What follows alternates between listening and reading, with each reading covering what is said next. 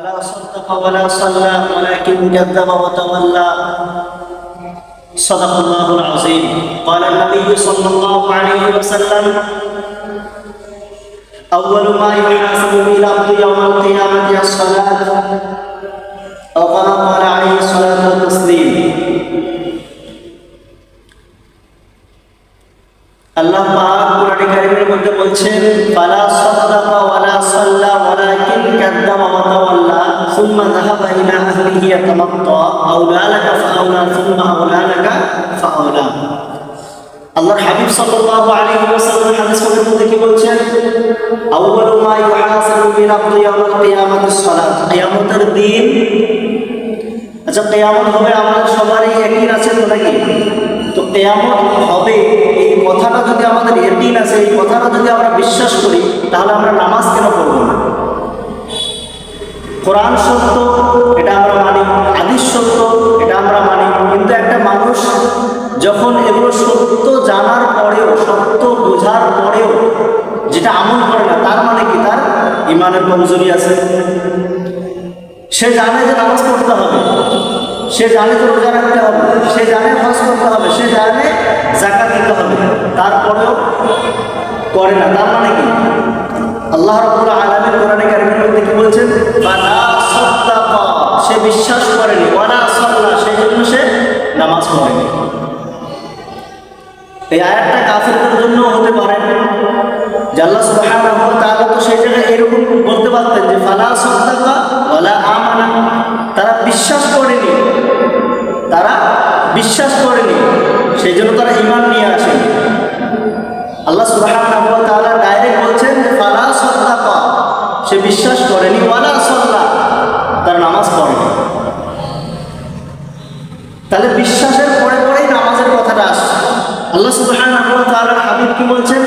আউয়ালু মা ইউহাসাবু বিল আবদি ইয়াওমাল কিয়ামাতিস সালাত। কিয়ামতের দিন সর্বপ্রথম যে আমলটার হিসাব হবে, সেই আমলটার নাম কি? নামাজ। ফাইন সলুহাত সলুহা সাইরু আমালি, যদি তোমার এই নামাজের আমলটা যদি ঠিক থাকে, যদি নামাজের আমলটা যদি তোমরা সঠিকভাবে দিতে পারো বা আমরা দিতে পারি, তাহলে কিয়ামতের কঠিন মাহশার ময়দানেতে আমরা ছাড় পেয়ে যাব। ফাইন সলুহাত সলুহা সাইরু আমালি ওয়া ইন ফাসাদাত ফাসাদা সাইরু আমালি, যদি তোমার আমল নামাজের হিসাবটা গড়বিল লেগে যায়, প্রথম হিসাবটার মধ্যে যদি তোমার গড়বিল লেগে যায়, তাহলে প্রত্যেকটা আমল তুমি যেটা করেছো, দান সদকা যাকাত, এগুলো কোনো কাজে আসবে না। তার কারণ আল্লাহর হাবিব বলে দিয়েছেন যে কিয়ামতের দিন সর্বপ্রথম নামাজের হিসাব নেওয়া হবে। তার মানে আমরা কি ভাবছি?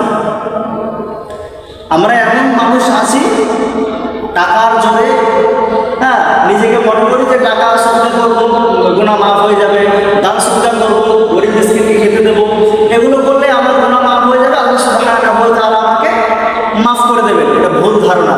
হ্যাঁ, এর মধ্যে আপনারা সওয়াব হতে পারে, এর মধ্যে আপনি যেই কাজটা করছেন সেই কাজটা এমন নয় যে কাজটা ভুল, কাজটা ঠিক, দান সদকা করা ভালো, আল্লাহ সুবহানাহু ওয়া তাআলা এই ওসিলা করে আপনাকে বদলা দেবেন, সওয়াব দেবেন। কিন্তু এই ওসিলা করে আপনি নামাজ না পড়ে এই দান সদকা করে আপনি বেঁচে যাবেন, এই ধারণাটা আপনার ভুল। তার কারণ কিয়ামতের দিন নামাজের হিসাব নেওয়া হবে, তখন দান সদকার হিসাব চাইনি তো। তারপরে কি বলছেন? ফাইন সলুহাত, যদি তোমার সেই আমলটা যদি ভালো হয়, তাহলে তোমার প্রত্যেকটা আমলের যে দরজাগুলো আছে সেগুলো তোমাদের আস্তে আস্তে আস্তে আস্তে ভালো হয়ে যাবে। বলা হয়েছে যদি তোমার ফরজের ঘাটতি থাকে, তাহলে সুন্নত নফল এগুলো দিয়ে পূর্ণ করবে, কিন্তু ফরজটা থাকতে হবে। আমরা এমন মানুষ আছি ভালোভাবে নামাজ শিখতে পারিনি এ পর্যন্ত, কিন্তু বয়স 50-60 এরকম হয়ে গেছে, কিন্তু তারপরেও সঠিকভাবে নামাজটা পড়ার চাহিদাও করি না এবং শিখানোর চেষ্টা করি না, কাউকে গিয়ে জিজ্ঞাসাও করি না। তাহলে আমরা কিয়ামতের কঠিন মাহশার ময়দানেতে আমরা ছাড় পাবো কেমন করে? কিয়ামতের কঠিন মাহশার ময়দানেতে ছাড় পাবো কেমন করে যদি আল্লাহর হুকুমকে মেনে না চলি?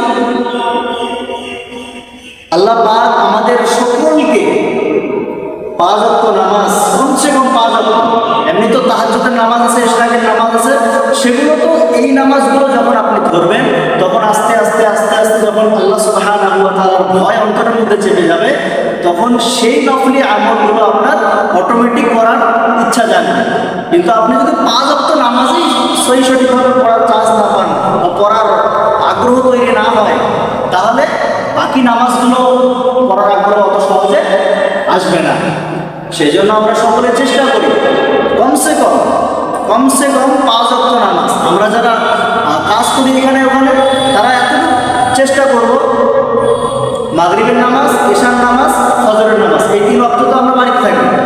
এই 3 ওয়াক্ত নামাজ, ফজর তো বাদ হবেই না। আর মাগরিবটা যদি কাজ থেকে আসতে দেরি হয়, চলো বাড়িতে পড়ে নেবেন, এসে কাজা করে নেবেন। কিন্তু ঈশাটা আর ফজরটা, এই দুইটা যাতে মসজিদে এসে পড়া হয়।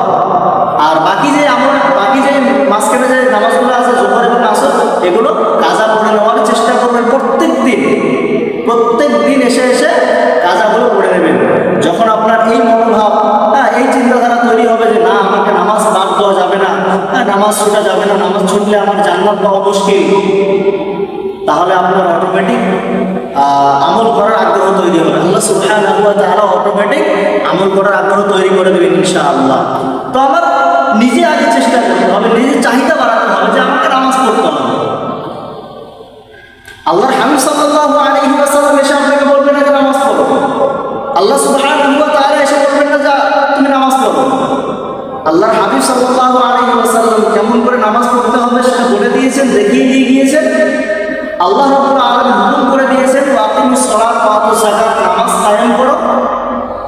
এবং আমরা আল্লাহর হাবিব সাল্লাল্লাহু আলাইহি ওয়াসাল্লামের উম্মত হিসেবে আমাদের সেই কাজগুলো করে যেতে হবে, আমাদের সেই আমলগুলো করে যেতে হবে।